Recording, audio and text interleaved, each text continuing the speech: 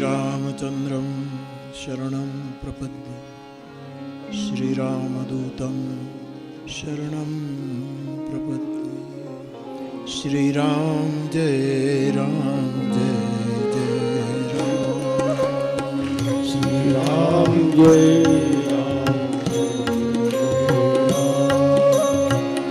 श्रीराम जय राम जय जय राम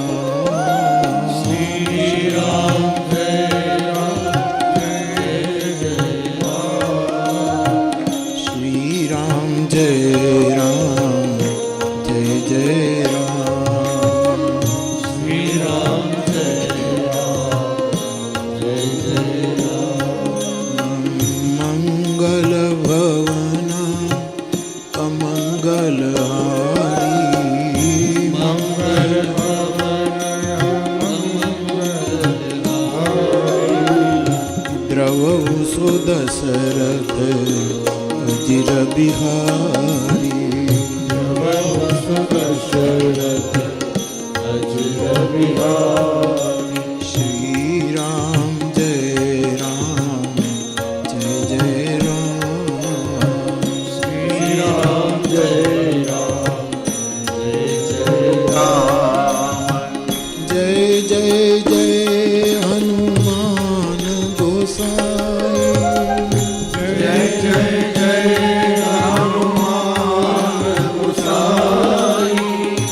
कृपा करो गुरुदेव की नाई कृपा करो गुरुदेव की नाई श्री राम जय राम जय जय राम श्री राम जय राम जय जय राम श्री राम जय राम जय जय राम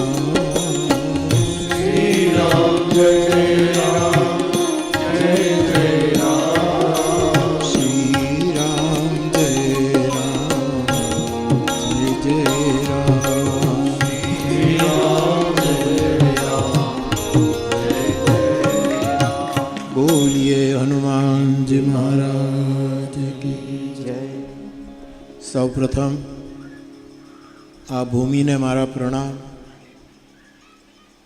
જે ભૂમિ ઉપર શ્રી હનુમાનજી મહારાજનું મંદિર નિર્માણ થવા જઈ રહ્યું છે એ ભૂમિને પ્રણામ. અને જે ભૂમિ પર વ્યાસપીઠ વિરાજમાન છે એ વ્યાસપીઠને પ્રણામ.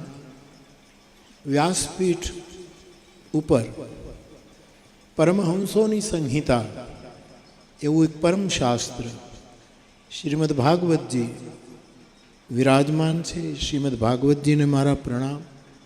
અને એ ભાગવતજીનું કથામૃત આપણને સૌને નિરંતર પીવડાવતા રહે છે. અને હમણાં કહ્યું તેમ 810મી આ ભાગવત કથા એ આપણને ભાગવતનું અમૃત રસામૃત પીવડાવનાર આપણા સૌના પૂજ્ય દાદા, એમને મારા પ્રણામ. દાદાની સાથે આ સત્કર્મમાં જોડાયેલા જે વિપ્રવૃંદ હોય એ બ્રાહ્મણ દેવતાઓને પ્રણામ. આમાં જે સાધુ સંતો બેઠા હોય સંતોને પ્રણામ.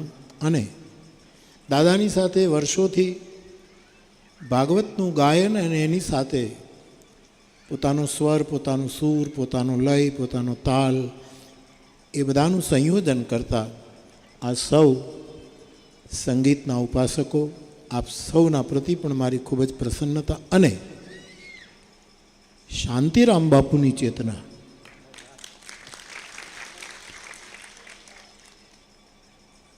એમના પરિવારજનો, નિમાવત પરિવાર, એમણે આ બધું આયોજન કર્યું છે. અને મને શાંતિરામ બાપુ વધારે યાદ આવે, કારણ કે એનો મારી સાથેનો બહુ જ જૂનો સંબંધ અને થોડોક આક્રમક સંબંધ. એને જે કરાવવું એ આપણી પાસે કરાવે રહે, અને એ છોકરાઓમાં ઉતર્યું છે. એટલે હું શાંતિ બાપુની ચેતનાને પ્રણામ કરું અને એની સાથેનો મારો સંબંધ આ કાળીદાસ બાપુ આપને તો કદાચ ઉંમર છે એટલે ખબર હશે, પણ દાઠામાં મારી રામકથા એ શાંતિરામ બાપુ લઈ આવેલા અને એક શેરીમાં રામકથા હતા અને આથી એને વર્ષો થયા સાહેબ, કેટલા વર્ષ થયા મને ખબર નથી. અને એ કથા મેં આપી એનું પણ હું સ્મરણ કરું કે દાઠાનો અમારો એક બ્રાહ્મણ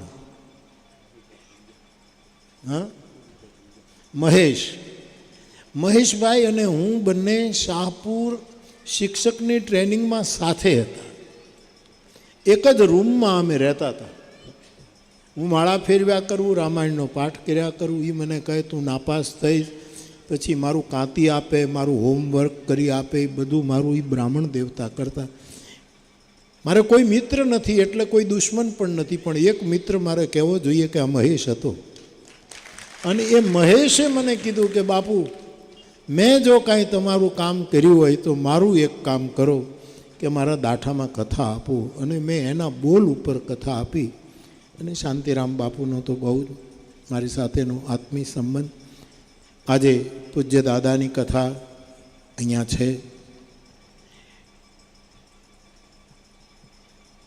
ભવભૂતિએ ઉત્તર રામચરિત લખ્યું, એમાં 3 લક્ષણો બતાવ્યા છે કે કોઈ પણ કથાનો ગાયક જ્યારે વ્યાસપીઠ ઉપર બેસે છે ત્યારે એનામાં 3 વસ્તુ ઉતરે છે, અવતરે.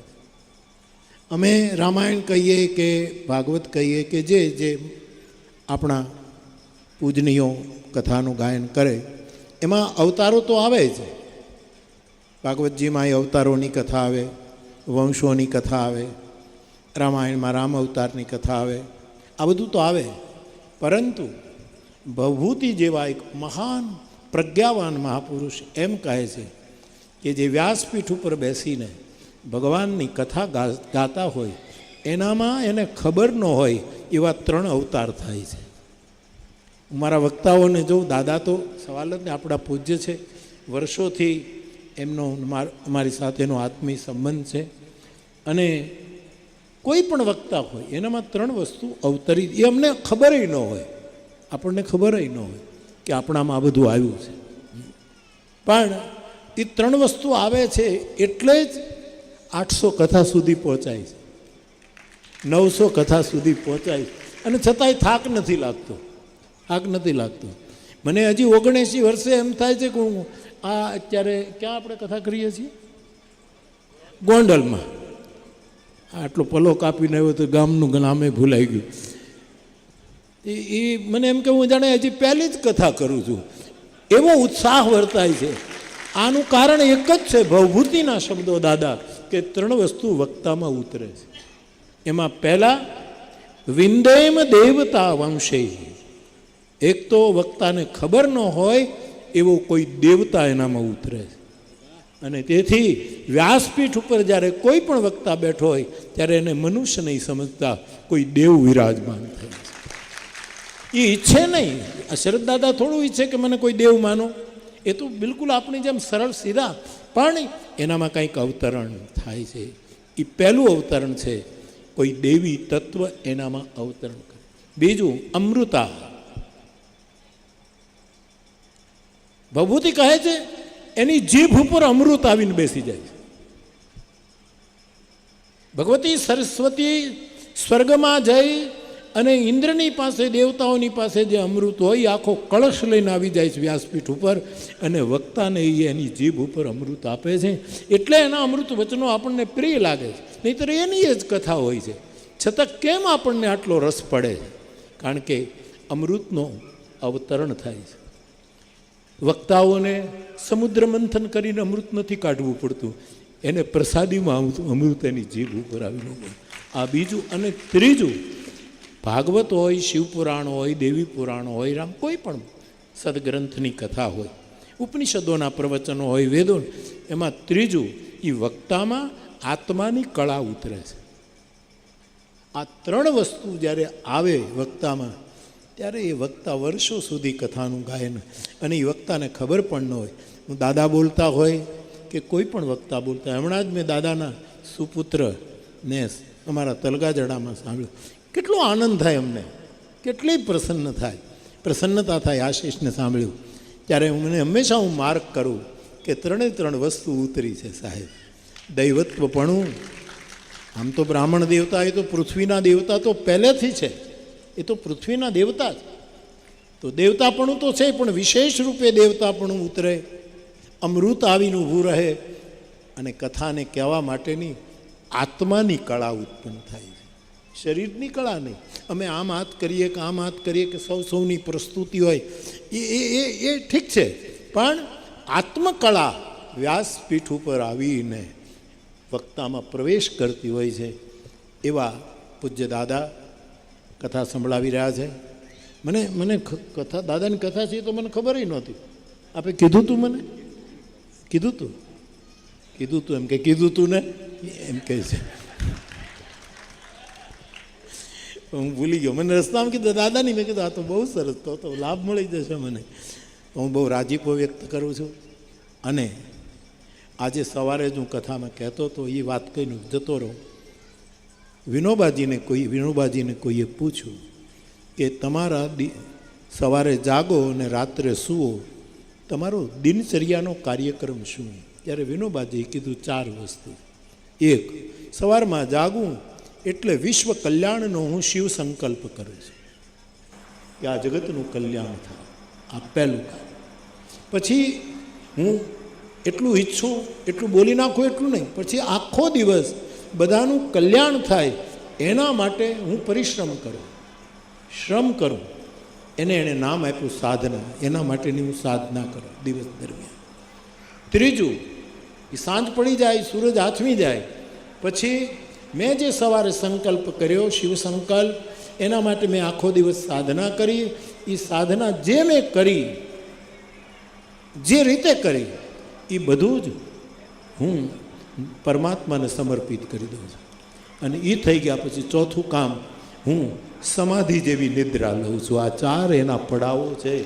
સવારમાં આપણે શીખવા જેવું, સવારમાં શિવ સંકલ્પ કરીએ, આખો દિવસ એ સંકલ્પને ચરિતાર્થ કરવા માટેની સાધના કરીએ, અને પાછું કર્યા પછી બધું જ ભગવાનના ચરણમાં નારાયણાયેતી સમર્પયામી કરી દઈએ. અને પછી નિદ્રા, શંકરાચાર્ય ભગવાન કહે એમ નિદ્રા સમાધિ સ્થિતિ, બધું વળગણ, સંકલ્પ મૂકી દેવાનો, સાધના મૂકી દેવાની, અને સમર્પણ બધું જ ભૂલીને વિનોબા કહે હું સમાધિ જેવી નિદ્રા લઉં છું. આ શીખવા જેવું છે. આવી કથાઓ, આવા મંત્રો મને તમને આ કળયુગમાં જ્યારે આપણું મન અને કાળ બંને મલિન છે, મન પણ મારું તમારું મલિન અને સમય પણ મલિન છે, એવા સમયે આ બધા આપણને પવિત્ર કરનારી પીઠો છે કે જે મને તમને સતત, હું કથામાં જ કહેતો હતો, મને કોઈ એક જોક કહ્યું, માયાભાઈ ને તો ખબર જ હોય, એ એક ભાઈને કોઈકે પૂછ્યું કે તમે શું કામ કરો છો? સુરતમાં હીરા ઘસો છો કે તમે કાંઈ કાપડનું કરો છો? એટલે ઓલા ભાઈએ કીધું હું પોતાનો ધંધો કરું છું. એટલે પહેલાં તો પોતાનો ધંધો એટલે કંઈક પોતાનો અંગત ધંધો હશે, કંઈક કરતો હશે પોતાનો. એટલે કહ્યું ભાઈ પોતાનો ધંધો એટલે કે હવારા જ પોતા કરવાનો ધંધો કરું છું. અમારો પોતાનો, અમારું કામ એ પોતાનો ધંધો છે. હવાર સાંજ વ્યાસપીઠ ઉપર બેસી અને સમાજને અમે પોતા કરીએ છીએ સાહેબ. એના કાળજાના, એના કમરા જે કાળજાના, એને પોતા કરવાનું કામ જ આ વ્યાસપીઠો, અથવા તો આ બધા જ, આ માયોભાઈ શું કરે છે, આ આપણો બધા જે વડીલો છે, કોઈ પણ મંચ ઉપર બેસીને સંતવાણી કે લોક સાહિત્ય કે જે કંઈ ચાલે, એનું મૂળ ઉદ્દેશ તો આ બધું પોતા કરવાનું છે, અથવા તો બધાને પોતા ના કરવાનું છે. આ પોતા કરતાં કરતાં વસુધૈવ કુટુંબકમ, બધાને પોતાના કરવાના, આ બધા આપણા નાના મોટા પ્રયત્નો છે. હું અહીંયા આવી શક્યો વાટલિયા એટલે વાટલિયા ગામ છે, એના ઉપરથી નામ પડ્યું. વાટલિયા હનુમાનજીનું મંદિરનું મુહૂર્ત થયું છે, દાદાની કથાનું શ્રવણ થયું. વિશેષ કંઈ નહીં કહેતા હું હવે આપ સૌથી રજા લઈશ. આપ બેસી રહેજો, જે કંઈ આગળનો કાર્યક્રમ હોય તે. અને મારા જેવું બાપુ મારી મર્યાદામાં કાંઈ સેવા હોય તો કહેતા રહેજો. હા, બોલો. શાંતિ બાપુની જેવો સ્વભાવ છે.